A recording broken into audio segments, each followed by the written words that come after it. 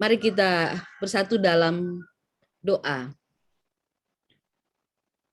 Bapa di sorga, Engkau sungguh baik dan teramat baik. Kami selalu bersyukur karena penyertaan Tuhan, pertolongan, perhatian Tuhan ada pada kami.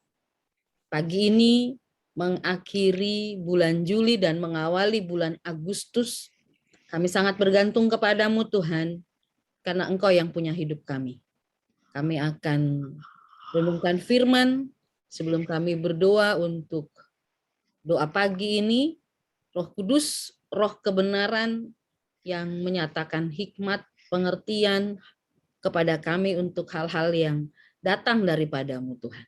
Dalam nama Tuhan Yesus, Engkau Allah yang mengurapi kami dengan kuat kuasa firman-Mu. Haleluya. Amin.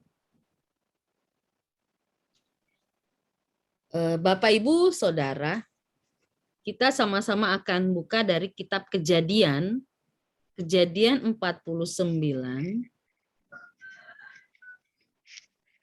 ayat yang ke-14 dan ayat yang ke-15. Kejadian pasal yang ke-49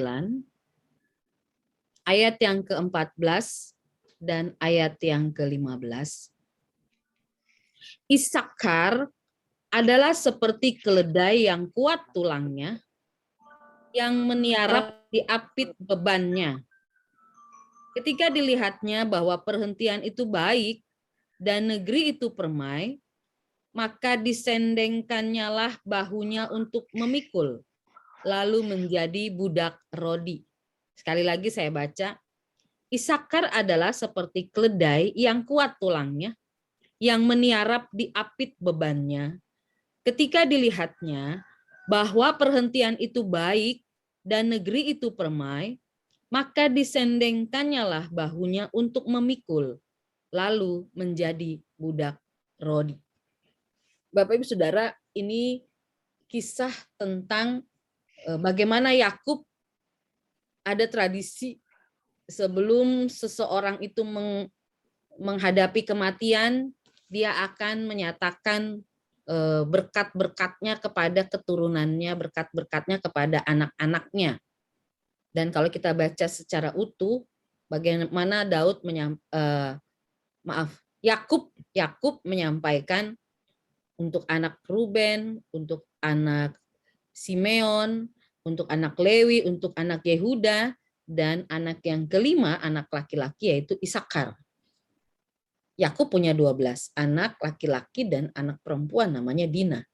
Dan anak yang kelima ini adalah Isakar, anak dari Lea. Yakub punya istri Lea dan Rahel, dan dia punya dua gundik, yaitu Silpa dan Bilha. Dari 4 perempuan ini ada 12 anak, dan ke-12 anak laki dan anak perempuan menjadi 13 ya. Itulah yang dipakai menjadi suku-suku di Israel. Nah, setiap anak itu diidentifikasikan berkatnya oleh Tuhan. Berkatnya itu bukan hanya bersifat kata-kata berkat, tapi berkatnya itu bersifat nubuatan, dan berkat itu juga bersifat tujuan anak itu lahir sampai dia meninggal itu seperti apa yang dikerjakan. Nah, ini bagi saya ini pelajaran penting sekali ya, untuk keluarga, untuk para pria secara khusus, kepada bapak untuk menarik janji Tuhan itu untuk anak-anaknya. Memperkatakan janji Tuhan itu untuk anak-anaknya. Kadang-kadang kita berpikir kita berkeluarga ya berkeluarga, mengambil tanggung jawab, bekerja, mencari uang, memberi makan, dan lain sebagainya. Tapi satu hal yang penting, pria tidak hanya berfungsi sampai di batas itu, tapi pria juga dia membawa janji Tuhan itu untuk anak-anaknya. Makanya disebut pria itu pemberi identitas, wanita itu pemberi kasih sayang. Jadi yang mengarahkan itu pria. Mari ada bapak-bapak di sini, ada pria-pria, katakan 1, 2, 3.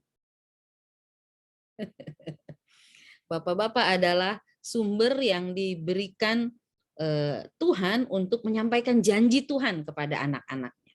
Tradisi ini biasanya ada di Kalau saya masih lihat di suku di orang Batak ya, saya perhatikan mereka bikin tradisi ini, yaitu kalau orang tuanya sudah mereka ukur-ukur lah kira-kira sudah berusia lanjut, maka mereka akan melakukan ritual atau tradisi dengan memberi makan kepada orang tuanya, lalu orang tuanya memberkati anak-anaknya.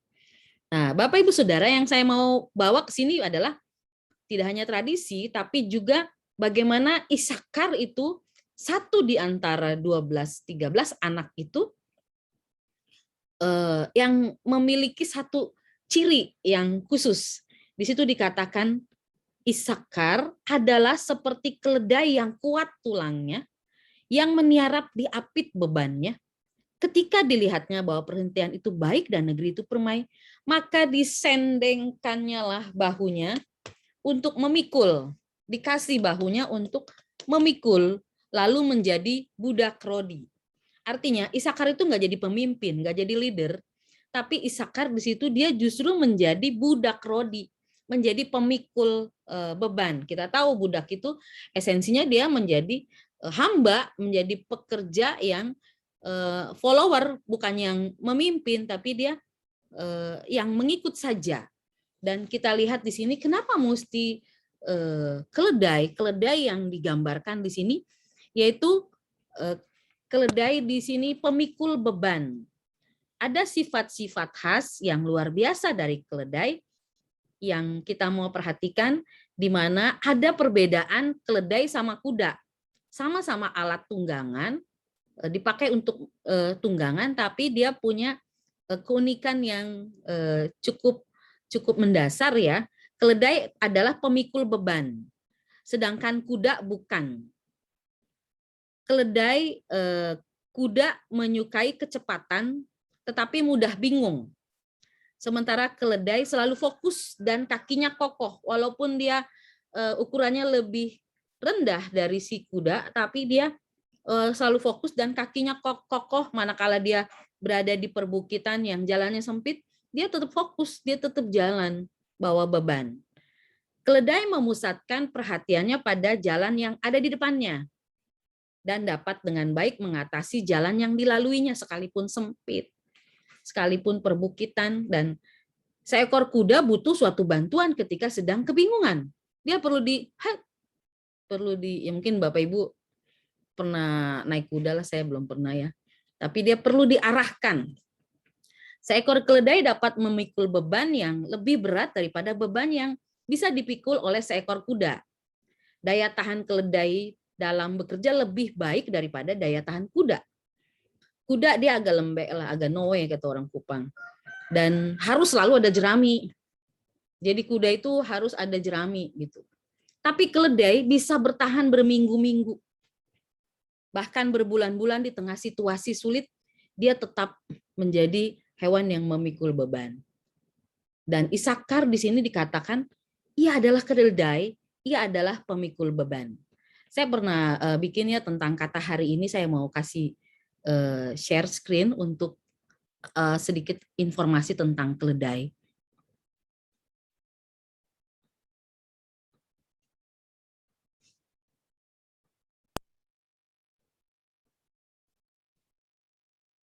Kata hari ini, keledai. Ada dua kata Ibrani yang diterjemahkan dengan kata keledai, yaitu kamor dan aton. Kata kamor menunjuk kepada warna bulu keledai yang coklat kemerahan. Kata aton menunjuk kepada kekuatan dari keledai.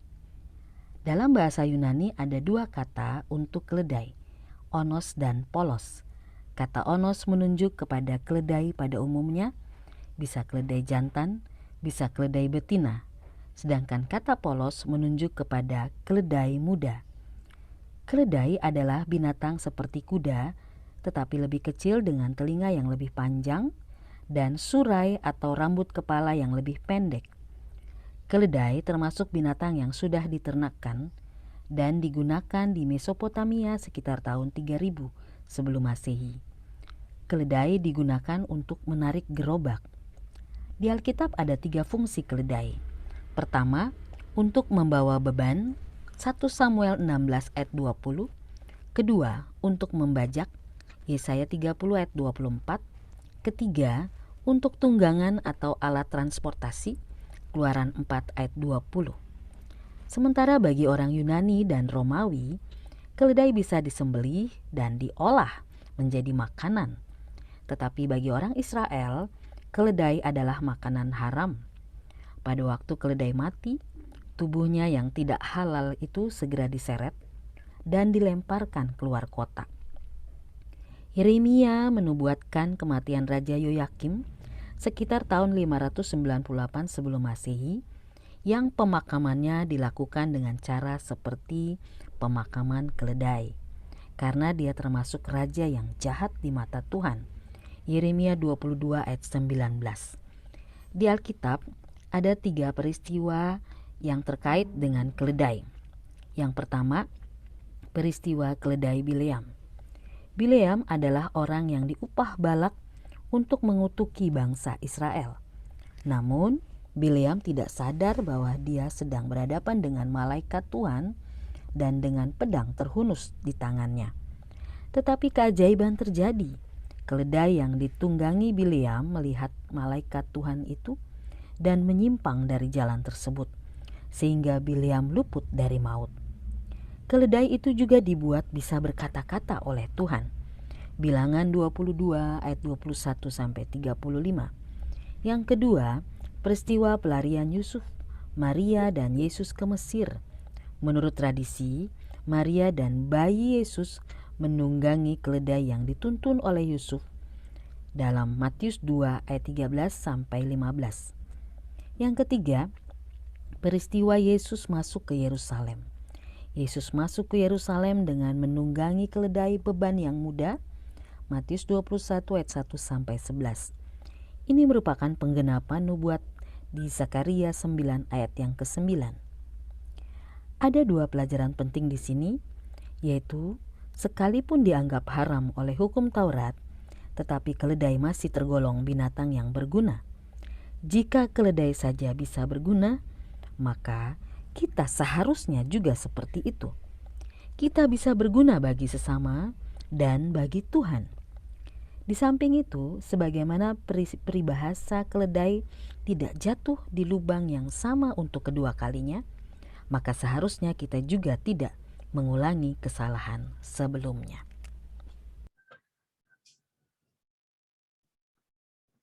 Ya, itu secara singkat saja tentang keledai, tapi yang saya mau bawa bagaimana keledai itu menjadi pemikul beban.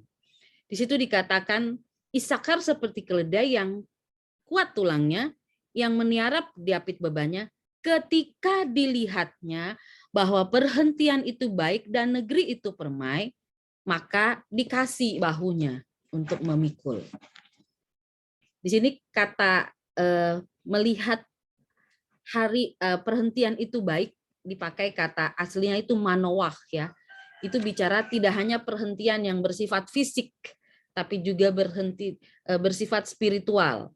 Jadi di keadaan di mana akan terjadi satu perhentian. Nah, kalau dalam konteks bilangan, dalam konteks kitab bilangan, kalau kita baca, itu bicara nanti bagaimana orang-orang Israel akan masuk ke tanah perjanjian. Siapa yang, kalau di Mazmur dikatakan siapa yang taat, setia, dan melakukan, dia akan masuk ke perhentian itu. Tapi kalau yang tidak, ya dia tidak masuk dalam perhentian. Yang saya mau terjemahkan di sini yaitu ketika orang Isakar itu selalu mengikuti keturunannya Yehuda ya. Mereka menjadi followernya. Ketika Isakar itu dan anak-anak Isakar itu menjalani tanggung jawab mereka sebagai pemikul beban saat dimana mereka melihat ketika akan terjadi perhentian. Jadi yang saya mau tekankan adalah bagaimana kita waktu kita hadir di doa pagi ini, kita bukan hanya hadir iya udah program gereja kita hadir, enggak, tapi kita hadir doa pagi, kita punya satu beban bahwa saya mau mikul beban. Jauh lebih daripada itu, Yesus sudah melakukan pemikulan beban yang paling dahsyat, yaitu bukan beban satu orang, beban dosa semua orang. Sampai Yesus harus mati di kayu salib. Dia harus pikul, dia bersedia memberi bahu, bahasa peribahasanya bilang bahunya, tapi dia bersedia bukan hanya memberi bahunya, tapi dia bersedia memberi dirinya untuk pikul beban dosa di atas kayu salib. Ngapain di atas kayu salib? Dia bukan hanya dihukum, tapi di situ dia dalam rangka bawa dosa-dosa kita untuk selesai dituntaskan, dilunaskan semuanya di kayu salib. Nah, spirit memikul beban inilah yang menjadi spirit kita. Sekali lagi pada waktu kita masuk di doa pagi, keputusan kita saya mau ikut doa pagi. Itu bukan hanya karena program gereja, tapi karena kita mau ikut beri bahu kita. Untuk apa yang terjadi saat ini di Indonesia, dalam tanda kutip hari perhentian lah atau apalah yang terjadi saat ini. Ada orang-orang yang harus berhenti secara fisik dan spiritual, ada orang-orang yang harus meninggal, ada orang-orang yang harus mengalami sakit, ada orang-orang yang mengalami dampak pandemi. Ada juga orang-orang gereja yang terus berjuang dan bergumul. Kita semua sama-sama sedang berjalan bersama-sama, entah melihat ke depan seperti apa. Tapi yang diminta di sini adalah kita menjadi pemikul beban buat orang lain. Kita menjadi pemikul beban buat bangsa kita. Mungkin kita tidak bisa duduk di istana, kita mungkin tidak bisa duduk di DPR, tapi kita menjadi orang-orang yang berkontribusi sama-sama memikul beban untuk Indonesia dalam doa-doa syafaat kita, dalam pokok doa. Kita mungkin nggak bisa keluar rumah, tapi kita bisa lakukan di dalam rumah sebagai seorang yang memikul beban. Pemikul beban itu dia bersedia menjadi hamba dan menjadi budak rodi. Dia tahan. Dia nggak seperti kuda. Dia akan kuat kalau ada jerami, tapi keledai itu bisa kuat. Sekalipun jalannya jauh, rumit seperti apapun, dia tetap pikul beban. Kita sebagai pendoa-pendoa, saya percaya kita semua adalah pendoa, kita juga sedang menghadapi jalan sempit, jalan kerikil, tapi kaki-kaki kita kuat untuk terus berjalan. Kita terus berdoa. Tidak pernah Tuhan janji akan ada panas terus. Tuhan nggak bilang nanti hujan-hujan terus, enggak. Tapi yang Tuhan janji akan dia beri kekuatan sekalipun panas, sekalipun hujan dia kasih kekuatan. Dan sebagaimana tadi juga yang sempat disampaikan Ibu Grace, dia bilang ini karunia apa ya gitu ya. Yang saya mau kasih tahu adalah seperti Isakar, dia sudah ditempatkan menjadi pemikul beban. Jadi dia lihat perhentian itu, dia udah langsung peka bahwa dia harus ambil beban. Kalau kita lihat tawon, dia akan mendeteksi madu melebihi kemampuan manusia. Di depan pohon, di rumah saya ada pohon palem yang ditanam ombas. Terus ada bunga-bunganya. Dan saya heran, kenapa tawon-tawon itu berkumpul di situ? Oh, pasti ini ada manisnya. Nggak mungkin tawon itu ada di sekitar bunga-bunga itu tanpa ada sesuatu yang manis, karena dia selalu yang suka yang manis-manis gitu seperti saya. Jadi saya berarti tawon punya penciuman untuk melihat madu lebih cepat dari kita manusia normal yang bisa mendeteksinya. Kalau lihat bunga-bunga palem, ya kita lihat nggak ada madunya sama sekali. Tapi tawon tahu itu ada sesuatu yang bisa dia hisap, yang bisa dia dapatkan di situ untuk menjadi makanannya. Nah, ketika kita menjadi seorang pendoa, kita juga mencium sesuatu. Kita peka terhadap sesuatu. Ketika Ibu Grace diperhadapkan seperti itu, maka Ibu Grace sebetulnya diperhadapkan dengan sesuatu yang Tuhan mau beritahu. Tapi saran saya jangan tunggu lihat foto.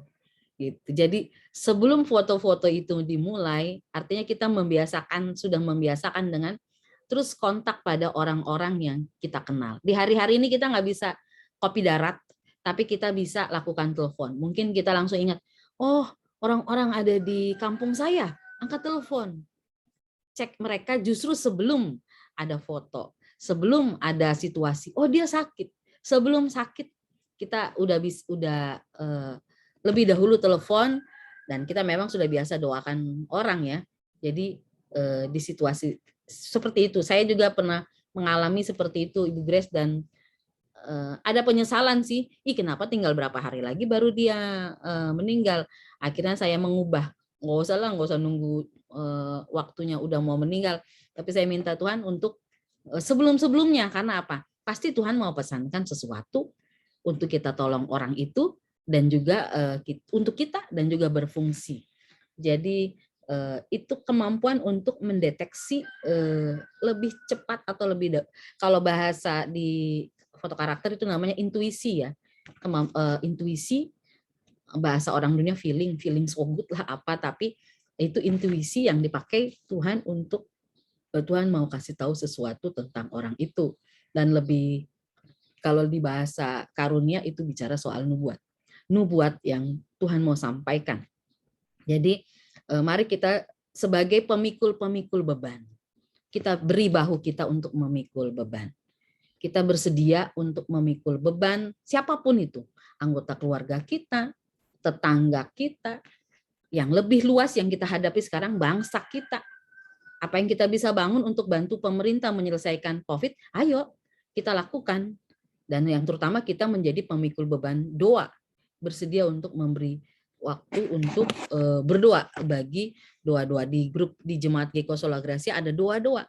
Itu kita sedang melakukan tindakan untuk memikul beban, termasuk pagi ini. Kita akan doa bukan hanya untuk apa yang terjadi, tapi 1 bulan berjalan. Dalam bulan Agustus kita bawa dalam doa. Tuhan Yesus, dia sudah pikul beban kita dan dia bebaskan kita dari segala dosa sehingga kita layak menjadi orang-orang yang terima keselamatan dan menjadi anak-anak Allah. Di saat itu juga kita bersedia untuk memikul beban. Mungkin pada waktu memikul beban kita tidak dihitung, kita tidak dilihat, kita tidak dipuji, kita tidak tampil di depan, tapi orang-orang yang ditolong itu adalah orang-orang yang juga ditopang oleh para pemikul beban. Mari kita menjadi orang-orang yang memikul beban dalam hidup kita, dan jangan menjadi orang yang menaruh beban, tapi menjadi pemikul beban. Amin. Tuhan berkati kita semua. Mari kita berdoa. Bapa di sorga, Engkau Allah. Caramu ya Tuhan Yesus memikul beban dosa kami, membebaskan kami dari perbudakan dosa, dan menjadi anak-anak Allah yang dimenangkan. Kami menjadi anak-anak Allah yang tidak lagi terikat dalam perbudakan dosa, tapi mengalami kehidupan kekal. Di situasi pandemi ini juga ya Bapa, kami diingatkan untuk mengambil beban pokok doa, berdoa syafaat, beban untuk bangsa kami, sehingga bangsa kami boleh mengalami penyelesaian dari persoalan pandemi ini ya Tuhan. Kami semua yang ada di ruang Zoom ini juga sedang mengambil beban untuk berdoa dalam gereja GKO Sola Gracia. Tuhan, biarlah kekuatan pemikulan beban yang Tuhan punya, Tuhan taruh atas kami, karena kami ingat firman Tuhan.